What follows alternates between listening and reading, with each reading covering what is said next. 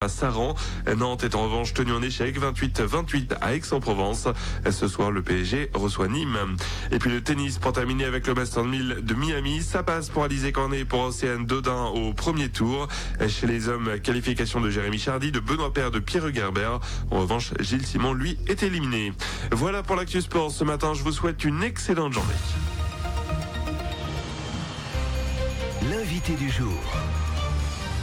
Notez bien sur vos assistants personnels, sur vos smartphones, la date de samedi 20h. Halle des Sports, c'est le grand gala de la Montluçonnaise Boxe et on en parle ce matin avec nos deux invités du jour. Le président de la Montluçonnaise, Jacques Drumès, bonjour. Bonjour. Et merci d'être avec nous. À vos côtés également, Gérard Christian, bonjour. Bonjour. Entraîneur adjoint, on va dire comme ça, membre du bureau également de la Montluçonnaise. Pour parler de ce grand gala, on va parler du gala à proprement parler dans un instant. Tout d'abord, un point sur le club, toujours très dynamique, hein, Jacques Drumès. Oui, c'est le moins qu'on puisse dire, puisque le club, on est encore cette année sur une tendance de 210 licenciés. C'est quand même beaucoup. Ça veut dire qu'en moyenne, dans la salle, du lundi au vendredi, voire même les week-ends maintenant, il y a 30, 40, 50, voire 60, 70 personnes le mercredi à l'entraînement. Donc c'est bien, on est victime de notre succès entre guillemets, c'est bien. Et puis on a de la chance d'être une équipe qui s'entend bien, des entraîneurs très dévoués, enfin tous les bénévoles, tout le monde. Et j'en profite encore pour remercier tout le monde. Et puis également des infrastructures, hein, puisque vous avez votre propre salle. Oui, nous sommes un club privé, puisque bien sûr nous occupons des locaux privés. Donc il y a eu, comme on l'a déjà expliqué, il y a eu un partenariat avec la ville de Montluçon et le club est plus exactement le propriétaire des locaux. Donc nous occupons des locaux privés. Donc occuper des locaux privés, c'est une gestion complète, un budget, des frais, bien entendu, il faut faire face à tout ça. C'est mon rôle essentiel déjà celui-là. Et puis après il y a toute l'infrastructure autour. Vous accueillez les jeunes à partir de quel âge à la Montluçonnaise? Alors disons 7-8 ans. Ouais. On peut commencer un petit peu à cet âge-là. Ouais, faut quand même qu'ils aient une certaine psychomotricité et qu'ils aient quand même qu'ils soient déjà un petit peu à l'aise avec leur corps pour pouvoir commencer et réussir à synchroniser un peu tous les mouvements. Bon, on se souvient qu'après les JO de 2016, l'aventure Yoka, Mosley, etc., il y avait eu un gros carton, beaucoup de licenciés qui étaient arrivés. Le plus dur, souvent, on le remarque dans les autres sports, c'est d'arriver à les garder. Aujourd'hui, donc vous y arrivez très bien à les fidéliser. Pas tous, forcément. Il y a forcément il y a un turnover important quand même, comme partout, comme dans tous les clubs. Forcément. Non, mais ça, on arrive quand même à en garder pas mal et on se rend compte que on en a pratiquement autant qui veulent faire de la compétition que des boxeurs loisirs. Ouais. Là, cette année, pour faire un petit aparté, on doit être à peu près à 25 boxeurs compétiteurs chez les jeunes. On en a 20 qui ont disputé les championnats d'Auvergne. On en a 15 qui sont champions d'Auvergne. 7 qui vont représenter justement samedi l'Auvergne au tournoi interrégional qui sera qualificatif pour les championnats de France. Donc voilà, en plus d'avoir du nombre, on a de la chance d'avoir de la qualité. Ouais, avec chaque année des participations assez importantes justement à toutes les phases avant championnat de France et même au championnat de France. Oui, et puis comme l'an dernier par exemple, un vice-champion de France. Et cette année, on croise les doigts, on espère qu'on va pouvoir rééditer cette performance. Le vice-champion de France l'année dernière, c'était Corentin Legrand. D'accord. Bien de citer aussi ces membres du club. Oui, en tout cas, l'afflux de boxeurs après les JO de Rio, vous l'aviez vraiment senti. Il a fallu s'adapter d'ailleurs, j'imagine. Oui, parce que disons que ça s'est produit en septembre 2016, la rentrée, le jour de la rentrée, là, quand on s'est trouvé à la salle début septembre, c'était incroyable le nombre de jeunes, de bandins qui étaient là, qui voulaient tous venir faire de la boxe. On s'est retrouvés là un peu tous, on se dit faire face à ça, on a fait face, c'est pas le problème.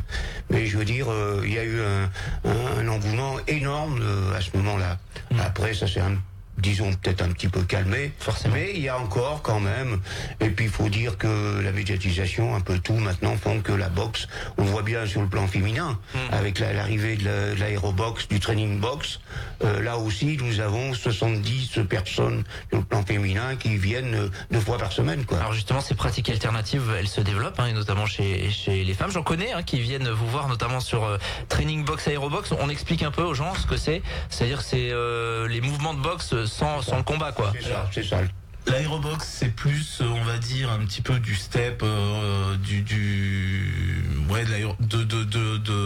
je vais trouver mes mots, pardon. Il y a pas de souci. Ouais, l'aérobic, on va dire, avec voilà. des mouvements de boxe. Alors que le training box, on est vraiment sur la partie préparation physique du boxeur. Beaucoup plus cardio, où en fait, alors on va pas mettre les gants face à face, on va travailler sur les sacs, on va travailler du squat, des choses comme ça. Enfin bref, tout ce qui est préparation physique. Et c'est super intense, et en fait beaucoup de filles accrochent. Ouais. Parce qu'elles ont besoin, c'est le moment où elles se défoulent. Voilà, c'est ça. On sculpte son corps aussi. C'est ça. Donc ouais, ça, ce sont des pratiques qui marchent bien. Hein. Oui. Puis alors moi je voulais dire un mot à ce sujet-là, parce que je tire un grand coup de chapeau, parce que toutes ces personnes féminines qui viennent les mardis et les jeudis sont très motivées, très disciplinées, et franchement c'est un plaisir de venir les voir s'entraîner. Alors pour toutes celles et ceux qui nous écoutent, évidemment, il faut venir rue Descartes, si on veut avoir des renseignements. Oui, ancienne piscine Descartes, bien sûr, à côté de la caserne des pompiers. Nous sommes là, les locaux de la Montluçonnaise Boxe. Allez, on va enchaîner avec évidemment ce gala de samedi 20h, on le rappelle. Alors il y aura 10-12 combats amateurs et 2 combats pro. Alors expliquez-nous comment vous montez le plateau. Sur les 10-12 combats amateurs, il y aura forcément un combattant de la Montluçonnaise à chaque fois, ou pas forcément? Oui, c'est automatiquement fait autour de l'équipe de la Montluçonnaise, donc de nos jeunes boxeurs amateurs. On essaye, c'est pour ça qu'on met 12 combats. En fait, on a 15 combattants. 15 boxeurs, pardon. 15 boxeurs, et on essaye toujours de les faire tous boxer le plus possible. Après, la difficulté, elle est qu'il faut trouver des adversaires au même palmarès, au même poids, au même âge. Et malheureusement, c'est pas toujours possible, puisqu'on n'est pas les seuls à organiser les galas en France à ce moment-là, quoi. Bon, là, j'imagine que là, avec Michel Guerrero, notamment, il y a un gros travail pour aller chercher les adversaires de vos petits il locaux. passe un temps énorme là-dessus. C'est un travail fabuleux. Un travail fabuleux. Il faut le reconnaître, et à chaque fois, on arrive même ensemble et touche des choses à se prendre la tête. Des fois, c'est tendu, c'est très chaud des fois. Il y a encore eu la semaine des passages chauds. Mais bon, c'est aussi ce qui compte, c'est le résultat. Puis cette entente qu'il y a derrière qui est formidable. Alors les jeunes de la Montluçonnaise qui vont boxer, ils ont pour certains une expérience déjà, pour d'autres ce sera leur première sur un ring en public. Oui, on doit avoir 3 boxeurs, je crois, de mémoire. Donc Simon Villard, Antoine Dumas et Chanel Madjoub qui feront leur premier combat. Donc c'est toujours, la pression est la même pour tous, parce que boxer devant le public, Montluçonnais, les copains, la famille, etc., c'est toujours compliqué. Mais là, voilà, eux, ça va être le premier goût, on va dire, de ce qu'est de monter sur un ring devant tout le monde. Comment on les prépare justement à ça?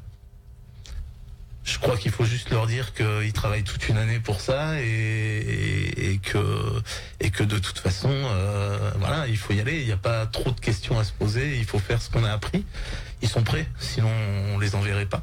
Ouais, et c'est un rendez-vous important pour ces boxeurs. On en parlait dans le Café des Sports dimanche, avec notamment l'un d'entre eux, Sofiane Khalil, qui s'est cassé le nez en fait sur un combat, ou en tout cas était bien amoché au niveau du nez. Nous on l'a vu. Il n'a pas eu le nez cassé, heureusement pour lui. Ouais, il n'était pas cassé, mais non, on a vu ça. C'était compliqué, mais il veut y aller samedi. En plus de ça, c'est quelqu'un d'extrêmement motivé. Il est complet, il boxe, c'est un plaisir de le voir boxer, et c'est vraiment une passion pour lui, c'est le mental, c'est tout qui joue chez ce garçon. Et puis il y aura 2 combats pro. Alors déjà les locaux sont pas là. Alors pour Mika Vira, c'est fin de carrière un peu annoncé. Donc je fais un petit bref rappel là-dessus. Bon, malheureusement Mika Vira ne pourra pas. et à notre grande déception monté sur le ring, puisque pour lui sa carrière en compétition est compromise du fait de cette blessure qui malheureusement s'est encore manifestée. Et je pense qu'il faut lui rendre hommage. Il s'était préparé pendant plus d'1 an pour se préparer à remonter sur le ring, et malheureusement ça s'est traduit encore l'autre fois à Limoges par une défaillance à ce niveau-là. Et on le regrette beaucoup, mais c'est quelqu'un sur lequel le club compte beaucoup et qui sera quelqu'un de très important pour le club dans l'avenir, pour le développement du club. Et pour Isabelle Paré, c'était compliqué de monter un combat là? Isabelle Paré, donc là c'est passager. Je peux vous dire que je l'ai eu récemment, elle va mieux, normalement, elle reprend les entraînements et tout. Bon, bien entendu, de ce fait, elle pouvait pas boxer, elle pouvait pas venir, le certificat n'étant pas été livré pour le combat actuel. Donc là, remise en cause. Donc, devant cette situation, on en a parlé avec Michel de Guerrero et moi-même, très rapidement, parce que le temps file. Oui, donc on a décidé de faire appel à 2 boxeurs pros de la région, c'est-à-dire Anthony Setoul et Morgan Ndonsu, qui sont 2 bons boxeurs de l'ASM de Clermont, qui ont un très bon palmarès. Catégorie Supercoq et Walter, puisqu'on m'a mis au défi, je vais donner le nom de leurs adversaires. Jabba Memichichi, c'est un Géorgien, et puis Dito Gouliashvili. Vous avez vu, j'ai été pas mal. Voilà, exactement. Géorgien également. Vous n'avez pas répété.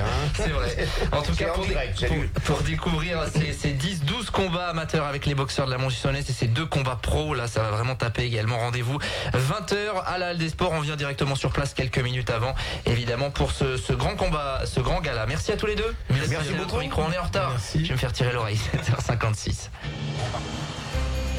L'invité du jour.